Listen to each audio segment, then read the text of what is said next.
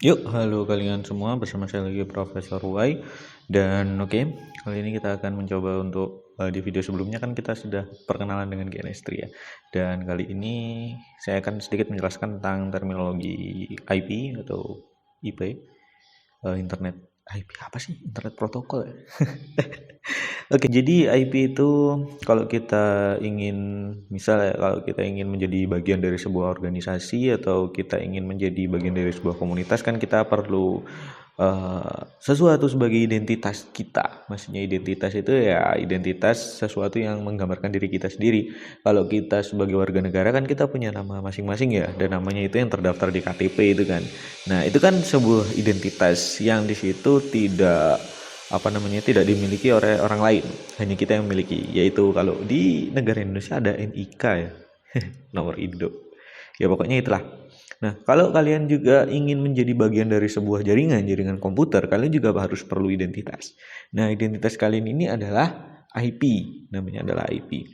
Meskipun ada yang namanya MAC address itu identitas yang benar-benar khusus, tapi kalau IP ini bisa kita bilang bahwa IP itu identitas yang di situ tergantung dengan jaringannya. Maksudnya ya kalau kalian sedang berada di jaringan jaringan yang satu lab gitu, ya udah identitas kalian ya IP satu lab itu. Kalau ada jaringan yang lain ya IP kalian bisa aja berbeda karena itu jaringan yang lain gitu. Sama kayak nomor induk kalian dan nomor induk siswa nasional kalian kan berbeda juga ya. Atau nomor kartu nomor nomor NIK sama nomor kartu pelajar kalian kan berbeda. Nah, ya seperti itu. Itu adalah IP. Malah nyebar ke yang lain. So, Nah, kita akan bicara bahwa setiap jaringan, setiap komputer, setiap interface itu kalau dalam jaringan itu pasti memiliki IP-nya sendiri. Nah, kalau di Windows kalian terhubung ke jaringan, pasti kalian akan dikasih IP atau kalian menentukan IP kalian sendiri gitu loh. So, kita akan mencoba untuk menghubungkan dua komputer aja untuk membuat sebuah jaringan mini, dan kita akan men-setting bagaimana cara kita memberikan IP pada dua buah komputer tersebut. Nah, ini kita sudah buka GNS3 dan bisa kita lihat di sini kita new blank project harusnya, tapi karena aku kemarin udah lihat nah seperti ini. Oke. Saya harus ambil new blank project aja dan kita ambil ini adalah namanya coba atau jaringan. Kita ambil aja desain jaringan lab. Nah, Nah, ini new blank project.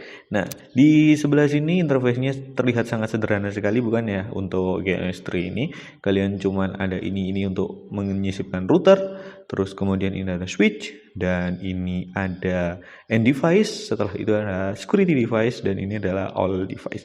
Sedangkan ini adalah kabelnya.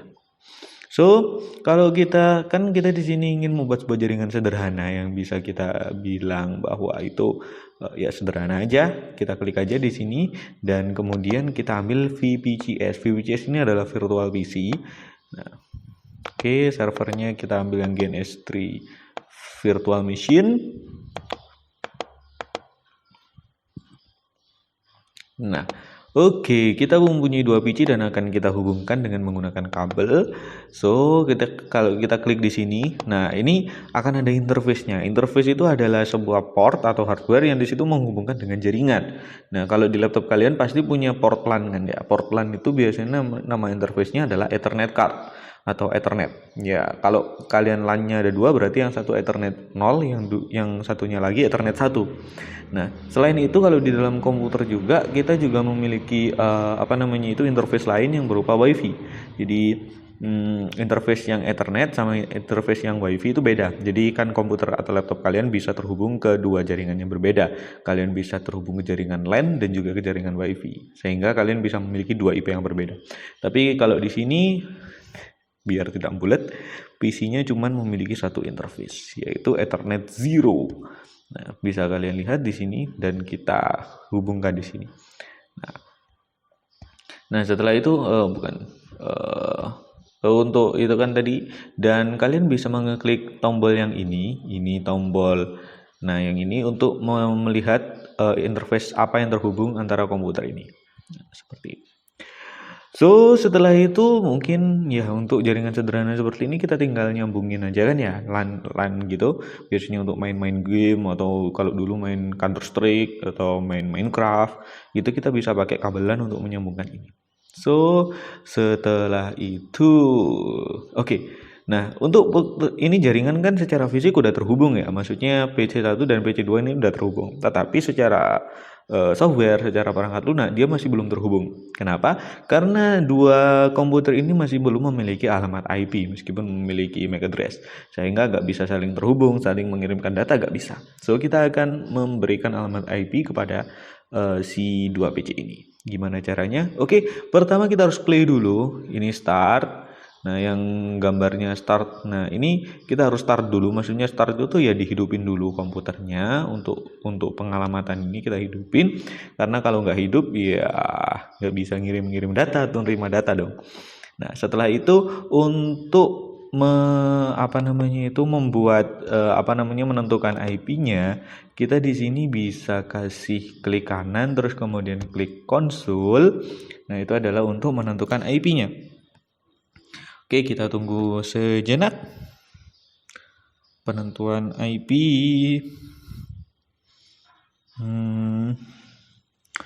Apakah udah belum keluar? Oke, untuk menentukan IP konsulnya lama sekali ya ternyata ya.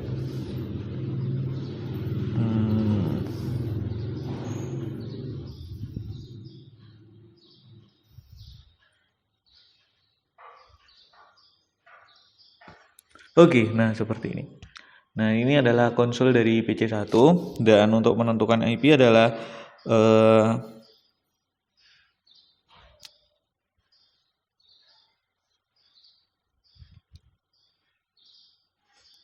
untuk menentukan IP kita memiliki sebuah perintahnya adalah IP. Kita lihat ini bisa digedein nggak sih ya? Agak gede dikit gitu, ininya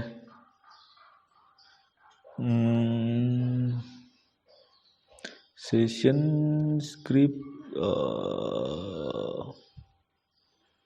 sepertinya nggak bisa. Oke, ya moga-moga kalian bisa melihat.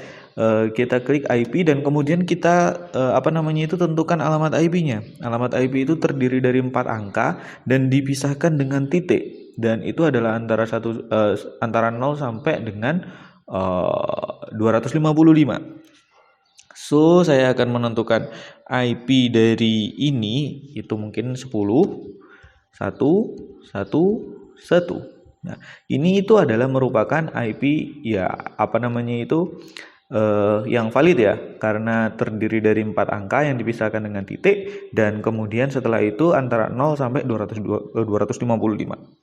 Nah, setelah kalian menentukan IP-nya, baru kemudian kalian tentukan subnetnya atau bukan subnet sih, netmasknya. Netmask.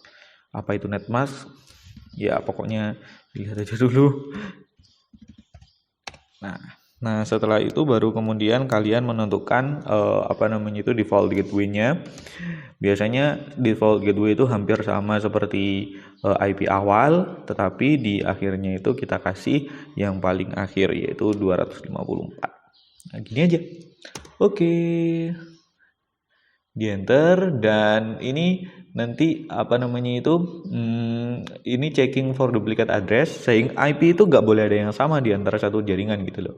Nah, sehingga ketika nanti ada satu jaringan yang lain yang di situ sama IP-nya, nah itu nggak akan bisa disetting. Oke, untuk PC1 kita tulis IP-nya adalah 10.111. Oke, setelah itu baru kita save. Oke. Nah, sekarang PC2. PC2 juga harus kita setting, harus kita kasih IP juga. Oke, emang sedikit lama. Ya, maklum. PC-nya agak RAM-nya udah terpakai 70%. Oke. Oke. Oke, dengan perintah yang sama.